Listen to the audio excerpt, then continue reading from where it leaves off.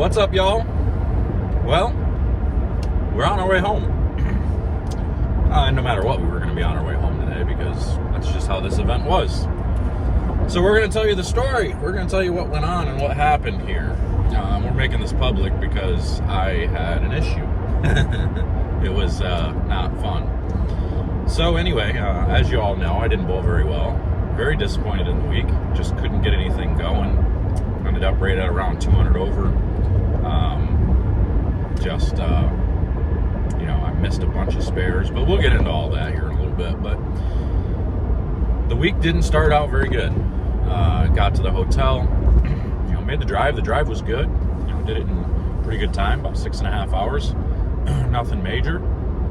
Got to the hotel, hung out. We went to Dave & Buster's, had some fun. It was a good night. Went to bed. Got up in the morning, and there was a knock on my hotel room door. And it's the hotel manager. He says, "Hey, need you to come downstairs. The cops are here." I don't remember breaking any. Did I run a red light? Like, what happened here? Am I being accused of a hit and run or something? So I go downstairs, and cops are asking me, "Hey, is that your black Ford F-150? Yep, sure is. I'm like, well, I hate to be the bearer of bad news, but somebody came and busted out your back window, and need to come out and see if anything's missing." Great, wonderful. So we go out there, and sure enough, my back passenger window, which is back over here, is busted out, glass all over the place, inside and out. And they tried to get in my front window, which my front window, you can see, if I were to show you, has like 7 little dings in it, and then one of them is cracking up. So now it looks like my window's splitting in half, cracking all the way up. But the front window at least is, still intact. I can get it home. I can get home and not have to. I'll fix it in the springtime or something, as long as it doesn't get much worse.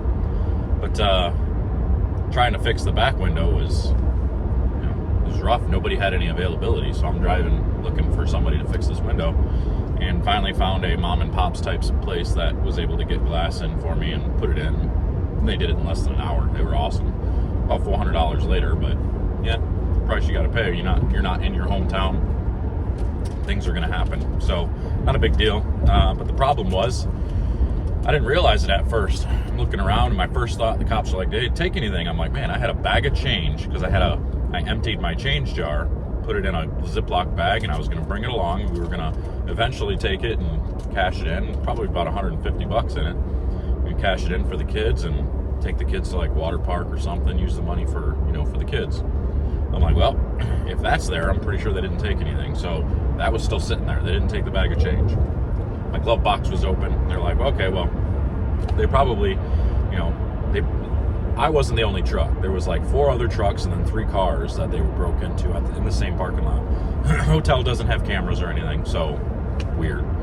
And the funny thing is, this is a good area, and the police station is right across the street, and the fire station's right next door. So it was really weird. Somebody had some major cojones to just walk through. I guess. I mean, that's least expected. Right across the street from a police station, nobody's gonna expect anything to happen. So they busted into a bunch of cars. The next morning, I wake up. I'm getting ready for practice session. I'm looking for my camera. Damn, I left it in the truck. They took my camera. So my brand new camera, about $1,500 worth of equipment, my microphones, everything, gone. Now, normally I don't leave that backpack in the car. Usually I put them both together when I'm traveling. I put my camera in my big backpack with my computer and everything else. This time, for some reason, I brought both backpacks, and I left the one. I took one upstairs with had my laptop and everything in it, and the other one was in the truck apparently. Gone. So I wasn't able to get footage this week of any of the event. So I was already flustered. Things weren't going great.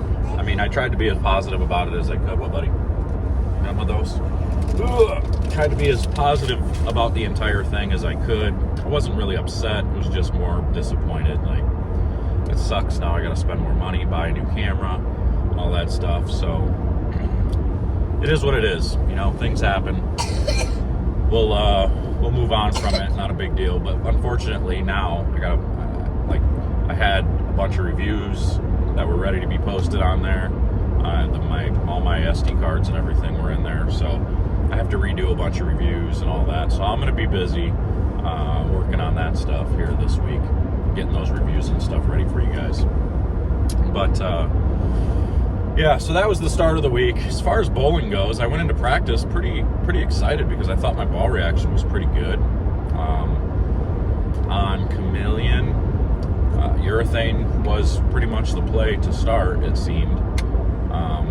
I could get a rate around that 7, 8, 9 range playing up the lane with the purple hammer, and it would kind of sit there. It gave me a little room left, and it still hooked to the right, and it felt pretty good in practice. And then as I moved left, I could, once the purple hammer stopped shaping or stopped going through the pins the right way, I could then I could switch over to the UC3. The UC3 had a lot more get up and go, so I could move my feet a little left, throw the UC3, and I was good. And then as I transitioned left later in practice, my IQ Tour picked up and was even better than the UC3 as I went even further left. So it's like I felt like I had a really good progression there.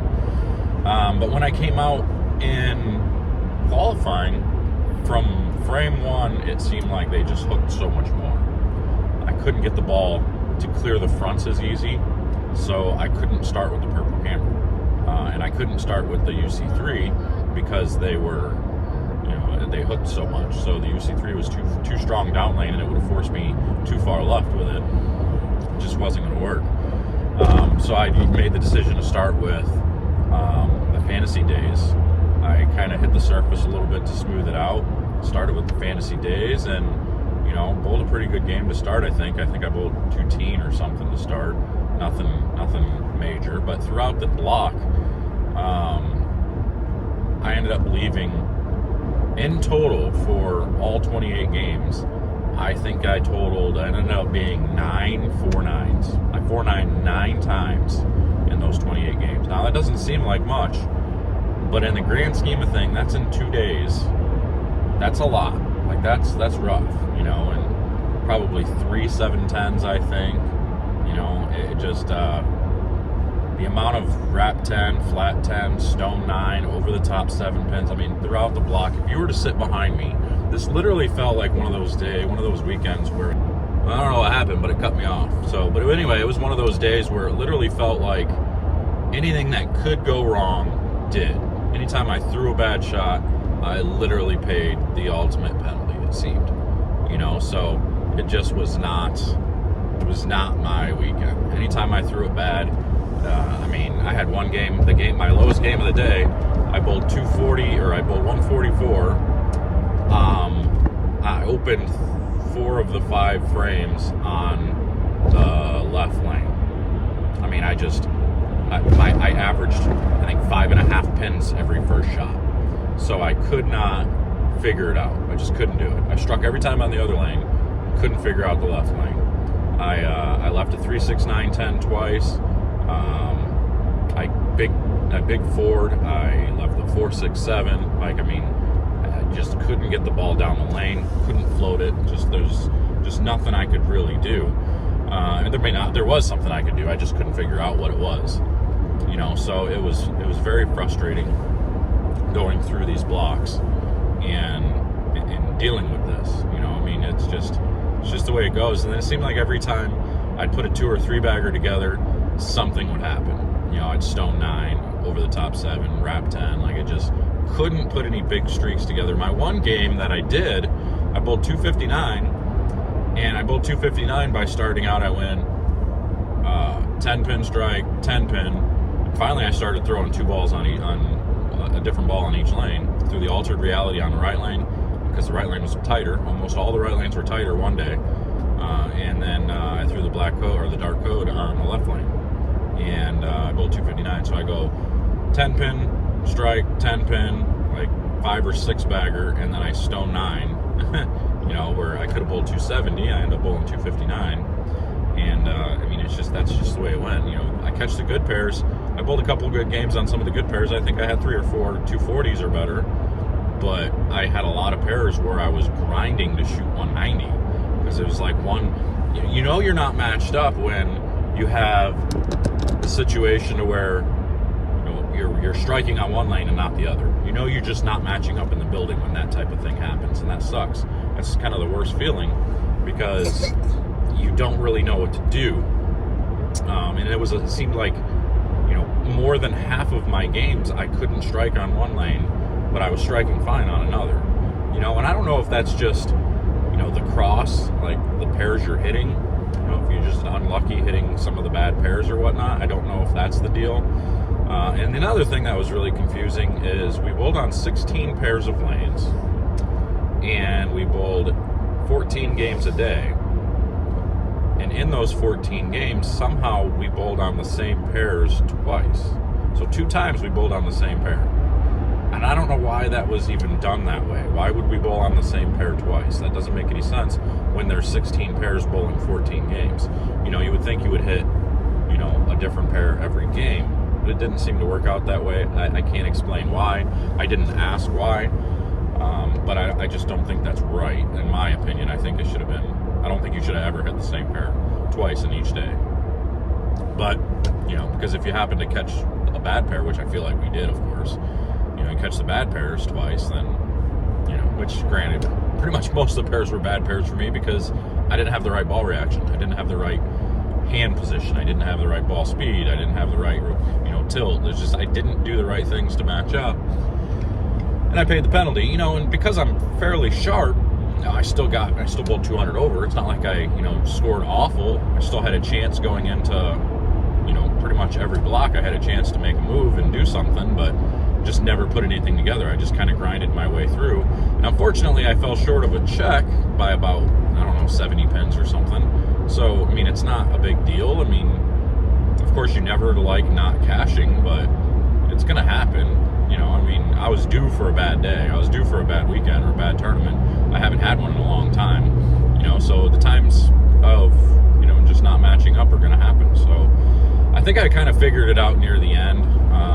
What I was seeing most of the time was a lot of early friction. And so I was trying to, and it was causing my ball not to hook down lane very well. So that's why I was flat tending a lot. So I was trying to catch it a little bit more, and it made me open my angle up. And I'm good at getting my hand around it now to get it to hook down lane. Unfortunately, when I do that on early friction, it makes it to where it takes my room for error away. So I had to be really, really good with it.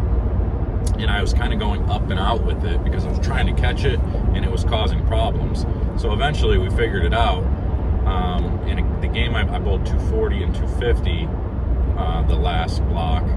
I was finally like, okay, I'm just going to soften my hand up as far as, I'm going to be soft but firm, if that makes sense. I'm going to be firm through the fronts, but I'm going to be soft with my fingers. I'm not going to try to catch it a bunch. I'm going to just try and shoot it through the front. So I was getting it down and shooting it down into the lane smooth, which is like what AJ Johnson does. He shoots it down and he kind of corkscrews it into the lane and just shoves it through the front so he doesn't see that front friction. And he used the same 2 balls all weekend on both pairs, on both patterns. So that's what happens when you match up, when you find a way to get your ball roll and everything to do the right thing, you end up only using a couple balls. I used over a dozen bowling balls this weekend, trying to get something going. The dark code looked the best out of all of them. Altered reality came into play quite a bit. Phase 4 was, it bowled a 240 game. It looked really good at times. It's not like I just bowled awful. I just really couldn't find a way to put things together.